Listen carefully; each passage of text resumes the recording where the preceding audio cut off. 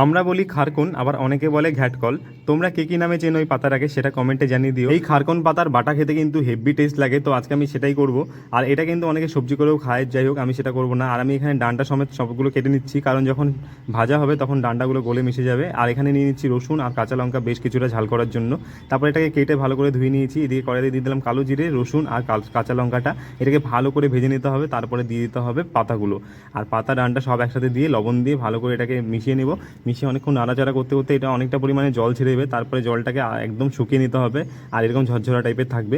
তখন আমরা এটাকে শিলে বেটে নেব। এটা মিক্সারে বাটলে হয়তো অতটা ভালো লাগবে না, তো শিলে বাটার চেষ্টা করলেই ভালো হবে। আর এটা বাটা হয়ে গেছে। তারপরে এটা দেখতে পাচ্ছ, এটা গরম গরম ভাতের সাথে যা লাগবে না, খেতে অসাধারণ লাগবে। আর কারা কারা খেয়েছো ওই পাতার বাটা সেটা কমেন্টে জানিও। তবে এটা একটু গলায় ধরে, তবে সবসময় ধরে না, যার প্রবলেম আছে তারই ধরে।